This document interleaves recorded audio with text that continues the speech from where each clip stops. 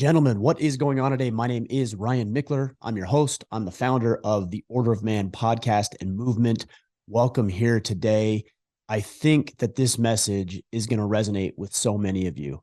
When I came clean about my struggles with alcoholism, I was amazed how many people messaged me, direct message, email, got a hold of me however they could, and let me know that they were struggling with the same thing. And I have been blown away by not only the support, but also the need for conversations about alcohol abuse. It is prevalent, of course, obviously, in society today. And there are millions and millions of men who deal with the issue and want to stop, but don't know how to stop. So today, I want to share with you 8 tips that I have used to get myself sober over the past nearly 7 months now. I do want to tell you that I don't consider this a battle that's over. I think this is something that I'll always deal with and struggle with. But these 8 steps have really helped me on my own personal sobriety journey. I also want to say that I am not an expert on this thing. If you have mental professionals and addiction specialists, please use those people. Learn what they have to share and say and implement those things in your life. I'm just sharing what works for me, and my hope is that it works for you if alcohol abuse is something that you're dealing with. If you would, please, just the only ask I have for today is if you know somebody who's struggling with alcohol, and I don't care if it's a man or a woman, if you know somebody who's struggling with alcohol, please share this message. Wherever you're listening to, hit the little share button, send a text, promote it on Instagram or Facebook or Twitter, wherever you're doing your social media stuff. Not necessarily for my own benefit, but for the benefit of the people who are dealing with these issues and haven't found a way out of their struggles. So let's get right into it. Number one is, and I think this is the first thing that needs to happen, the pain needs to be so great in your life that you're willing to change, because change is hard. You know, you've carved out a way of being, a way of behaving, a way of thinking, a way of operating, a way of coping and dealing with your struggles in life. And it's become so deep, that rut has become so deep that getting out of it, something drastic typically needs to happen. It doesn't have to happen because your pain, and I wrote this down here, is a very important point here. It can be real pain, as in you are really, truly in the midst of pain. Maybe you got a DUI. Maybe you drove drunk and injured somebody, or heaven forbid, killed somebody. But obviously those are real painful. Maybe you lost a relationship because of your addiction. That is real suffering. And unfortunately, for a lot of us, we have to get to that point before we decide to change. The pain of the current reality has to be greater than the discomfort of the change that we want to engage in. But I don't think that it has to be something so catastrophic. I believe that we can, in a way, manufacture this pain to get us over the hump of actually working towards and becoming sober. And what I mean by that is I want you to play out your life. I want you to play out where you currently are in life and ask yourself, if you continue down this path, what is going to happen? Are you going to have some sort of cancer that you're going to need to deal with? Are you going to lose your relationships in your family? Are you going to potentially kill somebody and or get arrested? You can manufacture these things in your mind and play out where your current trajectory is going to take you. And maybe, hopefully, if you can be clear enough, vivid enough about what your future might hold, maybe that's enough pain to get you to change. But I'm telling you, if you're not in pain, if you're not struggling, if you don't feel down and depressed and beat down, or you haven't lost something, or at least conjured up that image in your mind, it's going to be very difficult for you to change courses. It has to happen for you to pivot. So I hate that that's the case. I really do. But pain is a great teacher. It's a great motivator. It's a great inspiring fuel factor, if you will, only if you use it correctly. Number 2 is you have to confess. And I wrote in parentheses here, with discretion. You have to confess what's going on with discretion. Now, we've all heard, things about bringing sin into light, and these types of behaviors can't exist in light. They only exist in darkness. I believe that's true. I think that we have to confess to ourselves, admit that we actually have a real problem with what we're dealing with, that up to this point, we haven't been able to get a handle on it, that we can't do it on our own. These are all things that you need to realize, and you need to confess that to yourself. All right. If you're making excuses, and look, some of you, and I did this, knew that you had a problem. I mean, I can't tell you how many times I wanted to come clean. I wanted to talk to my wife. I wanted to talk to you guys on the podcast and let you know. Usually I did that when I was drunk and I was thinking I'm going to do it this time. And then I would sober up and chicken out. We know that it's destructive. We know that it's damaging. We know that it's hindering and hurting us. We know it's hurting the people around us. And yet we still rationalize it. We justify it. Some of the ways I would do that is I would say that I'm a high functioning alcoholic. You know, my family's still good, making good business. The business continues to grow. And those are the stories, the lies that I told myself, that I could function very highly while actually engaging in my alcohol abuse. And what I realize now, because I've been sober for nearly 7 months, is that that was a lie. That was a deceit. I was pulling the wool over my own eyes because I realized how much more effective, how much happier, how much healthier I am when I'm not drinking. I can't believe actually that I operated to the degree that I did, even while I was drunk, hungover, or blacked out for 4 to 5 hours every single day. It was a huge, huge problem for me. And only now that I'm sober do I see it clearly.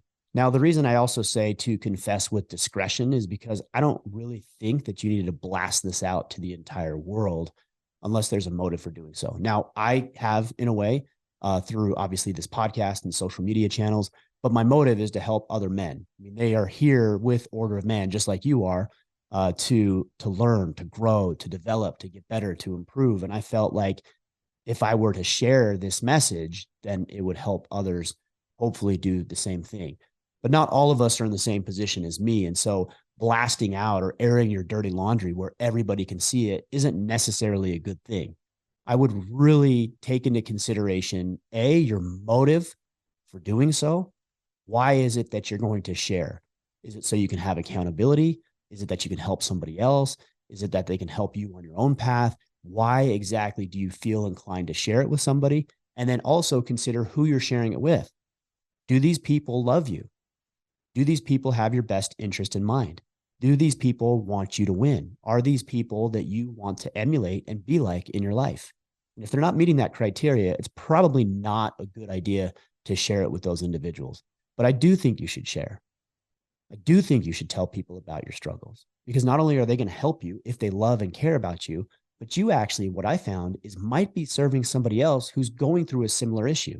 And that's a beautiful way to overcome your alcohol addiction, is to realize that you overcoming it might actually be the catalyst for somebody else. Service is an incredible tool to help other people and also to help yourself.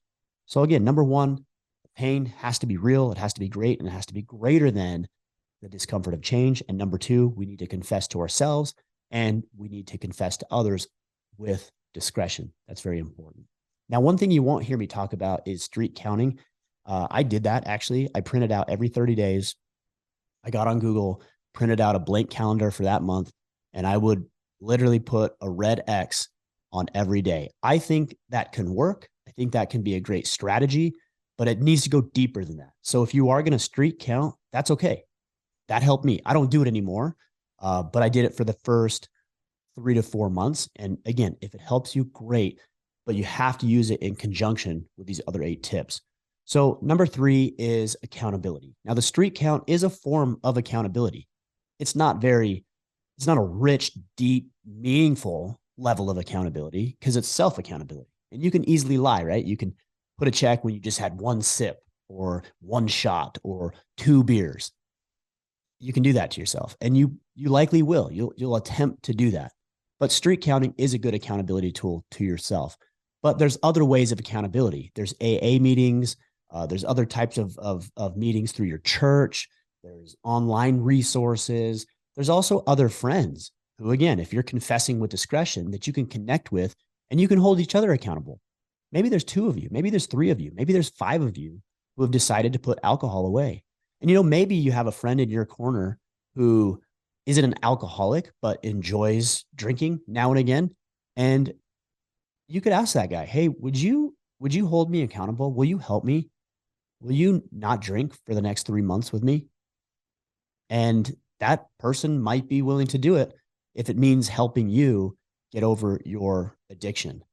But oh man, the more we can get accountability in our lives, the more people that again are that care about us, they're credible, and that we can be accountable to, the easier this becomes. Because Joe's going to check in on you, and he's going to ask you, he's going to know if you're telling the truth or lying.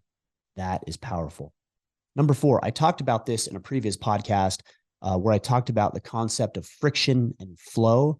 Flow meaning that we're greasing the groove. We're making it easy to do the things that we want to do. So, for example, if we're trying to improve flow with alcoholism, and we do because humans get very good at the things they practice, then you're going to have booze everywhere. You're going to know exactly where to go. You're going to have it very streamlined. You're going to become efficient at drinking it. And for me, hiding it. That's what you're going to do. But what we need to do is we're trying to overcome an alcohol addiction is we need to create as much friction as possible. So I would suggest to you that you go around the house, and if you're married and your wife drinks or has alcohol in the house, you need to have a very, very serious discussion with her about the fact that you can't have alcohol in the house. And that's got to be a boundary that you have to establish. You absolutely cannot have it in your house. And guys, I would love it if you guys did a Facebook video or Instagram short or reel where you're pouring your alcohol down the drain. I would love to see that, because that would be a powerful way to know that this message is working and you're doing it. That's a form of accountability. But again, you're also serving other people and you're helping them get sober as well. And that's what men do, right? We take our own struggles, we overcome them, and then we help other people overcome their struggles. And that gives us fuel to do the same thing. But part of the friction is get rid of it. Don't have it in your house. If there's a normal bar that you visit, you just don't go to that bar, period. You just do not step foot into that bar. Oh, but Ryan, that's where my friends go. And that's the bar I like. And I like the ambiance and everything. Then the pain isn't real enough for you guys. And, best of luck to you. But if you're serious about sobriety, you will not go to that bar. If you're serious about sobriety, you will not go to the convenience store where you typically buy alcohol, or the liquor store. It's a boundary. You're just not going to do it. If you're serious about it, that's what you'll do, is create as much friction as possible to get access to it. There's 2 great books that I would recommend. Number 1 by James Clear is called Atomic Habits. And the other one is by Charles Duhigg, which I believe is called The Power of Habit. Quote me on that one. It's been a long time. I read that book, but it's been a long time. And in it, they talk about why we do certain things. And typically we have, I believe the term they use is a cue, right? So a cue for drinking might be, hey, it's punch out time. And on the way home, I'm going to run to the bar and I'm going to grab a drink. That might be the cue. So you have the cue, and then the cue triggers a response. So the cue might be, hey, I want to go have fun with my friends. Like they're all going out after work for a drink. And that's the cue. I want to have fun. And then I go to the bar. That's the response. And then there's usually some sort of benefit from it, right? Social lubricant. Maybe you're more lively. Maybe you don't feel as stressed out. There's something you're getting from being drunk. There's something I was getting, escapism for me. I didn't have to think about you guys. I didn't have to think about the podcast. I didn't have to think about other challenging situations, and that escapism was valuable. But if you know those, the trigger, the response, right? I think it's either the trigger or the cue.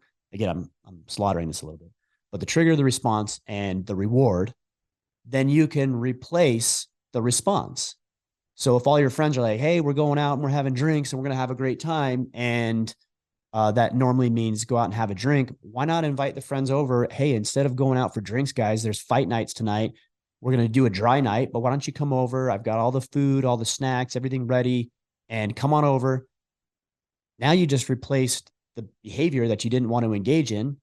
The cue was still the same. All your friends want to have fun. The trigger was different, but the reward is also the same. Social lubricant, having fun, connecting with people, developing and building relationships. So go look at those two books, Atomic Habits and The Power of Habit by Charles Duhigg. And the first one is James Clear. So friction. All right, number 5. Guys, we have to fill the void. When I stopped drinking, there was a void. Obviously, I wasn't getting drunk, so I lost that, and I liked that. Otherwise, I wouldn't have engaged in the behavior because I knew it was destructive. I knew it was unhealthy. So yeah, so I lost the drunk. But there was the behavior of actually drinking. And a lot of the times what I would do is I would sit in my truck in my driveway and I would slam, a half pint of Fireball. It's really hard to talk about because it's kind of embarrassing and I'm ashamed of it, which I think I should be. And in that time, I would dink around on social media or check emails or do whatever, or play a game on my phone. Like that was what I was doing. And so I had to fill that void. And initially I filled it with energy drinks. I would drink a ton of energy drinks. And then I transferred over and started drinking sparkling water. So a ton of sparkling water throughout the day. And that's actually been a really good help.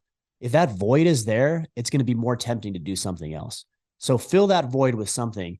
There's also times where, I make a to-do list in the morning and I'm like, hey, I don't even have time to go sit in my truck. That's another thing.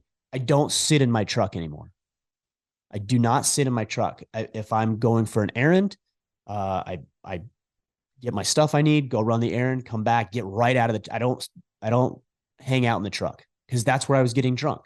So I'm changing that. So I don't hang out there. I come back in, I do my work or I engage with my family or whatever it might be. That's part of friction, but it's also filling the void with other activities.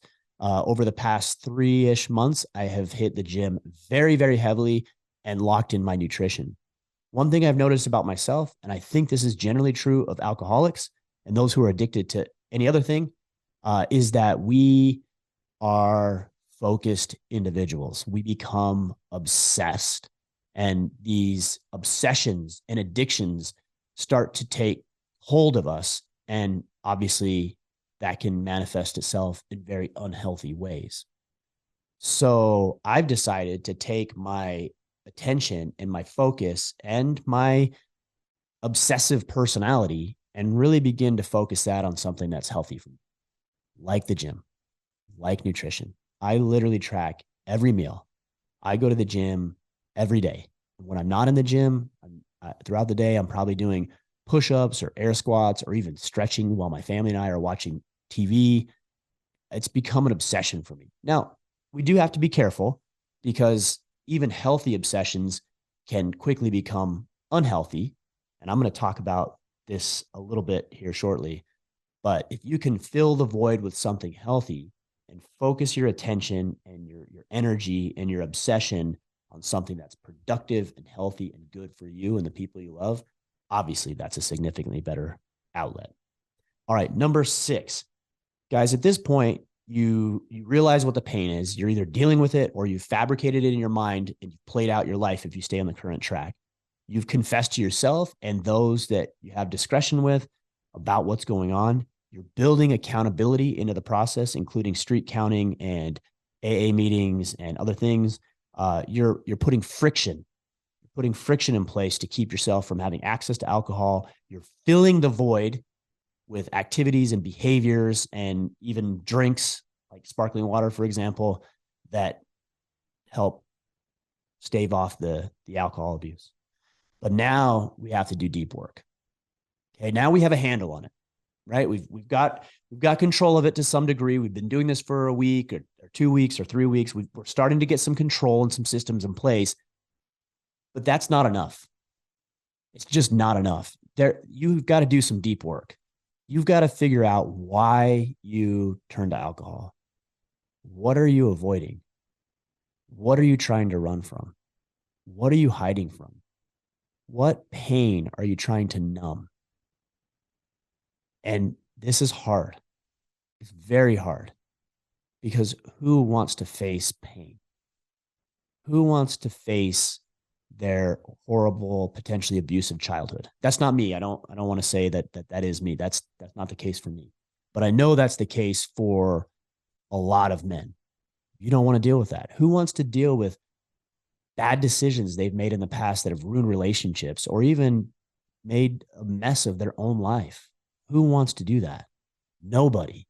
But if you really want to be sober, you've got to get to the root of the behavior, because even if you manage to stay sober, you're going to replace that void with something that's just as, if not more so, destructive than the alcohol abuse.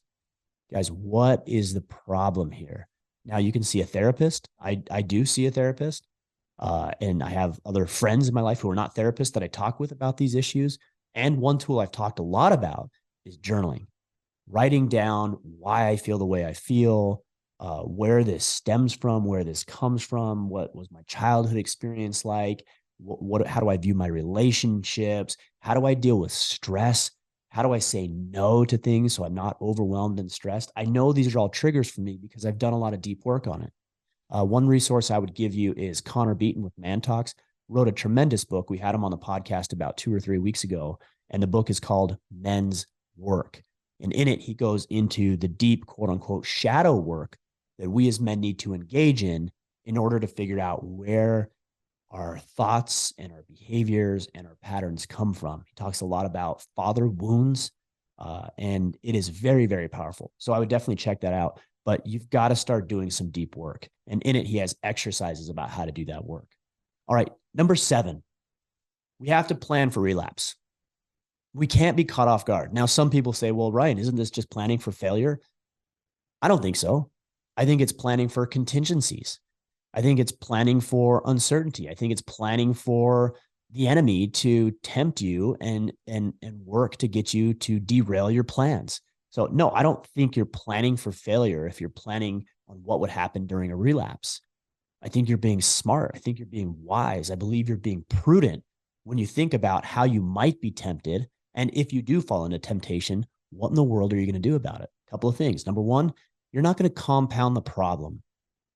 And have this written down if you need it. But number one, if you relapse, it's a one-time thing. You're not going to compound it by saying, hey, I had a drink, so I might as well have all the drinks now. No, it's a one-time deal. It happened. And now, okay, that's it. Chalk it up to a learning experience. And now you're going to get back on the path. That's one way that you can plan for relapse and what you're going to do. But there's a lot of different things that you can do. And I'm not going to tell you all of those things. Some of those things I think you have to figure out. But what in the world are you going to do if and when this day comes that you end up having another drink? First of all, I wouldn't consider you a failure. Now, did you fail? Yeah, technically, I think if you're trying to be sober, then you did. But let's not attach or wrap up our identities in being a failure. Let's just attach it to being human. Hey, I messed up. This has been a big temptation. I've been drinking for 10 or 20 or 30 years. And so, yeah, 2 months into it, I decided to have another drink. Okay, what are you going to do now? Not going to compound it. Maybe next time think about what it was that triggered you. What was it that made you go to have a drink? For me, it would probably be a temptation, walking by the alcohol aisle at the grocery store, or one of my buddies having a 6-pack and me wanting to have 1 or 2 with him. You got to be aware of these things and plan for what's going to happen when you're tempted and what's going to happen when you relapse. Also, having, to point number 3, accountability partners in place is going to be important, because when you're tempted, what are you going to do? For me, it's like, all right, I'm tempted to have a drink. Go fill up on sparkling water. There's been times where I'm tempted to have a drink, and so I just go hang out with my family. Or tempted to have a drink, so I'm going to go exercise. I have a plan in place. I know what I'm going to do when I'm tempted. That has kept me out of trouble. Number 8, this is the last point that I have, is that I think it's important that we celebrate and attach our wins to healthy behavior. Celebrate and attach our wins to healthy behavior. When you look at your life and your improvement in your life, and some measurable improvement in my life is the way I feel about myself. So my confidence level is increasing. Also, obviously, I've been into the gym because I talked about that. And so I've lost about 20-ish pounds, 25 pounds, and I'm feeling lean and fit and strong. That's a win. The relationships with the people in my life are improving. They're getting better. We're having deeper conversations. And those are wins.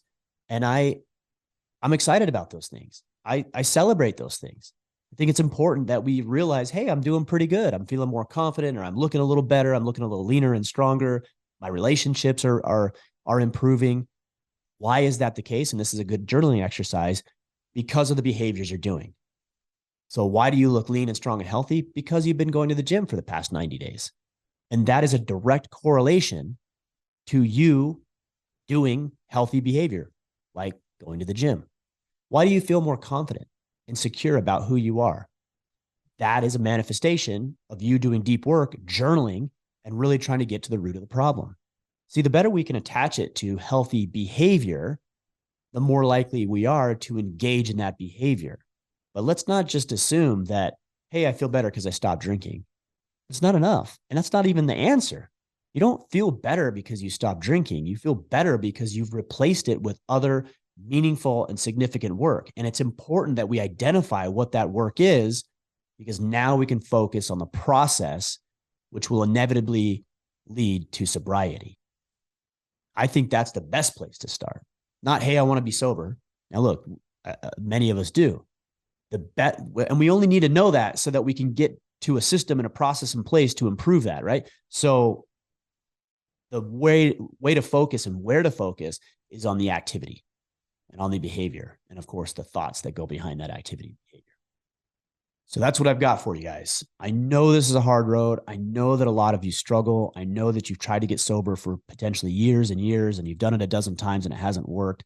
I hope I gave you something. Maybe there's just a little tidbit of information, or maybe the whole process is what you need. But whatever it is, I want you to get sober. I know you want to get sober. I know you want to lead your families well. I know you want to succeed in business. I know you want to be strong and healthy. I know you want to be a better man. You would not be listening to this if this wasn't the case. And I have slipped and I have fallen, and I'm trying to stand back up, and I'm trying to lead myself. I'm trying to lead my family, and I'm trying to lead with you guys as well. And I cannot do that if I'm drunk. I can only do that if I'm sober and level-headed and straightforward on my mission to be sober. So again, as a recap, number one, pain has to be so greater than the discomfort of change. That can be real pain. Hopefully it isn't, but a lot of us are dealing with the consequences and the fallout of our decisions, or it can be manufactured. You can think about what your life looks like should you continue the behavior. Number two, confess to yourself, and also with discretion to people in your life. Number three, have accountability systems in place.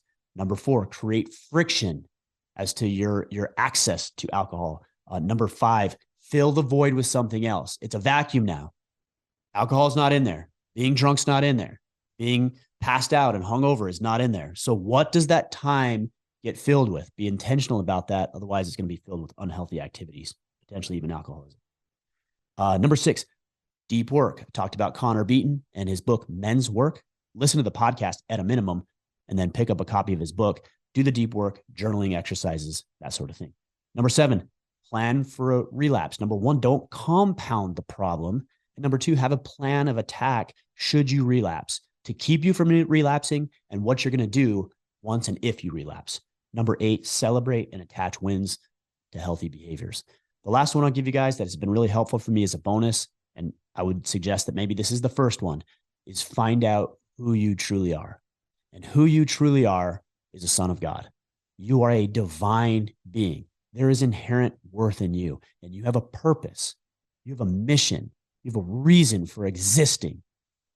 And once you find out what that reason and that purpose and that meaning is behind existing, then I think you'll be able to see that alcohol isn't in the cards for you. Alcohol isn't in the cards for me. I cannot fulfill my mission if I'm drunk, hungover, and passed out the majority of every day. I have a mission. I know who I am. I'm a son of God, and I know I have a reason for being here. And it's my job to fulfill it. All right, guys. I hope that helps you. Let me know. Leave a comment wherever you might be listening. If you're watching on YouTube, remember, I asked before, I only have one ask today. I could ask about the store and the books and all. I don't. The only ask I have today is that you take this and you share it. Right now, just hit the little share button wherever you're listening to this podcast. Shoot a text to your buddies. Shoot a text to your dad or your brother or a coworker. Put it up on Instagram. Hey, I listened to this. It's helping me get sober. We need millions and millions of men to put the booze down, put the alcohol away, get clean, get straight, and get leading. All right, guys. We'll be back next week. Until then, go out there, take action, get sober, and become the man you are meant to be.